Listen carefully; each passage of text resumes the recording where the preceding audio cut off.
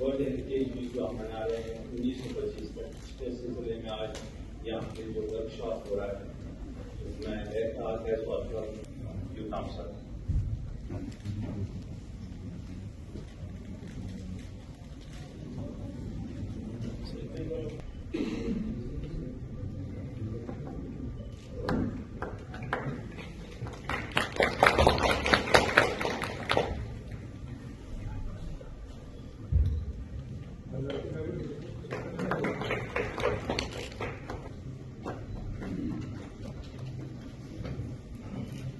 दूसरे superintending archaeologist ASI JNK circle, doctor Mehran Qureshi head department of architecture IOST Awantipura, doctor Mohammad Farooq assistant professor department of architecture IOST Awantipora.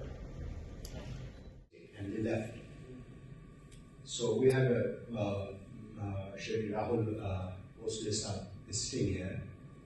He may agree with me that it was this tenure that the work on archaeology of Kashmir was fought to the people and to the policy makers. So this is one of the important sites, which is cave site, where the handprints and stencils are on the cave. And these are inclusion codes. The whole cave is, in the aboriginal, states of India, in Australia, aborigines of Australia. This continuously, without any gap, in shaping, but nobody knows. Now, if you see back to nowhere, you have sites like Shalimar. Seven skulls were found with holes on their skull. जो हमारा heritage week आपको पता है, जब आपने शुरू में उसको कवर किया था 19 तारीख को, उसके बाद ये चल रहा है। आज हमने एक्चुअली में DPRs किस तरह से फ्रेम होनी चाहिए और जो इस पूरी चीजों से जो इन्वॉल्व रहते हैं इंजीनियर्स, साथ में administrative officers, senior JKS officers जो है, ADC लेवल के ऑफिसर्स जो है, ताकि कब आपको एडमिनिस्ट्रेटिव अप्रूवल देनी है, किन चीजों का ध्यान रखना है, क्योंकि हमारे लिए जैसा हम कहते हैं ना, विकास भी विरासत भी बहुत जरूरी है, दोनों ही चीजें बहुत इंपॉर्टेंट है। तो आज एक बहुत अच्छा जो सेशन है, किस तरह से कई बार क्या होता है कि मान लीजिए आपको एक चीज को कंजर्व करना है, तो आपको बोल्डर पड़ा है, जैसे वो कह रहे हैं कि भाई आप JCB लाओगे उठा दोगे, ऐसा नहीं है। तो उसकी एक सैंक्टिटी है हर चीज की, तो उसको उस हिसाब से देख के करें।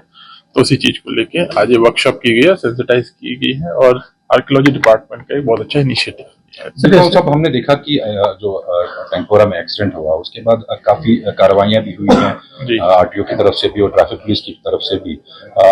नो हेलमेट नो पेट्रोल का इनिशिएटिव भी लिया गया। कैसे आप सारे इनिशिएटिव्स को देखते हैं, और क्या इसमें ये भी इंश्योर किया जाएगा कि जो कोई ऐसा नागरिक हो जो वायलेट नहीं कर रहा हो, उसको हरासा ना किया जाए? नहीं, बिल्कुल नहीं होगा। देखिए, इस वाले इंसिडेंट से जो है, अब हम जो है रिएक्टिव अप्रोच अपनाइए।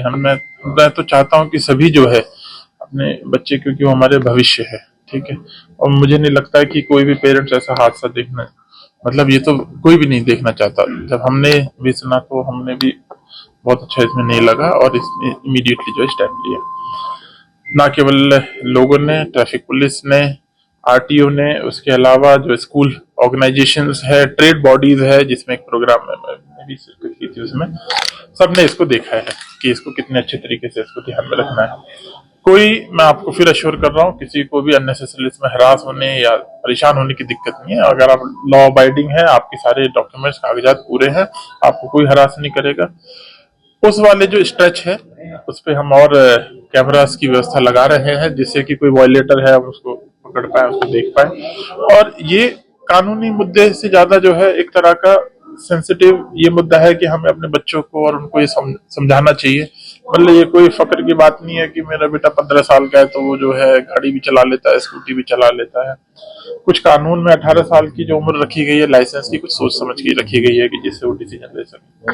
तो आपके माध्यम से मेरी सबसे रिक्वेस्ट रहेगी कि इसको जरा सीरियसली लें, ठीक है। ये इसको लॉ एंड ऑर्डर से ज्यादा एक अपने हिसाब से उसको एक मोरल एजुकेशन के हिसाब से उसको दे, क्योंकि जब वो गाड़ी चलाता है, यहाँ तो ये खुद हादसे का शिकार हो गए, खुदा ना खास कोई और भी हो सकता है। ऐसे इंस्टेंसेस आए हैं पूरे देश में जिसमें कहीं ना कहीं किसी और को भी इससे चोट लगती है। तो हमें सेफ रहना चाहिए, इसकी तो कोई सर बहुत सारी जगहों पे हमने देखा जो सीसीटीवी कैमरास है ऑपरेशनल नहीं है, फंक्शन नहीं है, या कुछ जो है जो फंक्शनल थे वो काम नहीं कर रहे हैं। जैसे कि बहुत ही इम्पोर्टेंट एक पॉइंट है डल गेट में, मेन चौक में फंक्शनल नहीं है वहाँ पे सीसीटीवी कैमरा। तो सर जो कि चूंकि हमारा फोकस हैज बीन टेंपुरा ओनली, इसके लिए क्या कर रहे हैं? देखिए आपने बिल्कुल ठीक कहा, ये जो सीसीटीवी जो लगते हैं ये लगा के छोड़ने वाली चीज नहीं है, इसको प्रॉपर्ली मॉनिटर करना चाहिए। और उसी पे ही जब हम क्रॉस चेक करने जाते हैं तो हमें कुछ ऐसे मिलते हैं जो काम नहीं करते हैं और हम उस पर तुरंत उस पर जो एक्शन लेना है। और ये हमारे लिए भी एक तरह का एक वेकअप कॉल होती है कि भाई इसको जो है कॉन्स्टेंटली इसको मॉनिटर किया जाए। और सिक्योरिटी के माध्यम से भी ये कैमरे हमें बहुत फायदा करते हैं, तो इस पूरा ध्यान रखा जाएगा कि ये जो है प्रॉपर्ली मेंटेन हो और यूज हो। और जो ITMS का सिस्टम भी स्मार्ट सिटी ने लगाया है वो भी परफेक्टली इसमें काम करे। दुमका साहब, अगर बात करें विंटर्स अब आ रहे हैं और LG साहब ने पहले ही अपने स्पीच में वादा किया था कि कुछ फैमिलीज को जो है वो मुफ्त बिजली दी जाएगी कुछ यूनिट्स तक। क्या उस मैकेनिज्म पे कुछ काम हुआ है अभी तक, और क्या सिचुएशन रहेगी बिजली के हवाले से अगर हम देखें तो इस विंटर्स? देखिए, एक क्वेश्चन तो मेरी ब्रीफ के बाहर है कि भाई कब तक देंगे, क्योंकि ये तो मैं इसका जवाब नहीं दे सकता हूँ। ऑफ कोर्स मीडिया के माध्यम से जैसे ही मैं सुनता हूँ सुनता रहता हूँ। बाकी जो ओवरऑल इंतजामात है उसके लिए मैं आपको आश्वस्त करता हूँ। हमारा तो एक टारगेट यही रहता है कि हमने जो लास्ट ईयर किया है उससे बेहतर करना है, ये हमारा ध्येय है। और इस बार आपको लास्ट ईयर से भी और बेहतर इंतजाम मिलेंगे, उसकी एश्योरेंस मैं जरूर दे सकता हूँ। लास्ट में आपसे जानना चाहेंगे, क्योंकि कल्चर और हेरिटेज की बात यहाँ पे चली है, तो यहाँ सबसे बड़ा जो कल्चर यहाँ पे हुआ करता था वो ब्रदरहुड, आपस में भाईचारे का, यहाँ पे चाहे पंडित कम्युनिटी हो या मुस्लिम हो, हमेशा एक दूसरे के साथ रहते थे। लेकिन लास्ट कुछ दिनों में जो हमने देखा कि जिस तरह के इंसिडेंट्स पेश आए, उसकी कंडेमनेशन यहाँ के मुसलमान कम्युनिटी ने बहुत बढ़ चढ़ के इस बारी की। कैसे आप इस सबको देखते हैं?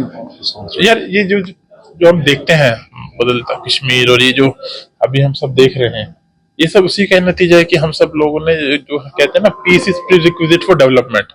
और पीस कौन लाएगा? पीस भी हम ही लोग ही लेके आएंगे। और जो यहाँ की आवाम ने जो ताउन दिया है, जो सपोर्ट सबको एक दूसरे भाईचारे के साथ मिलकर मिला है, तो ये तो अनपैरेलल्ड है और यही इसका सोल्यूशन है। और आगे भी हमें इसी तरीके से। Thank you.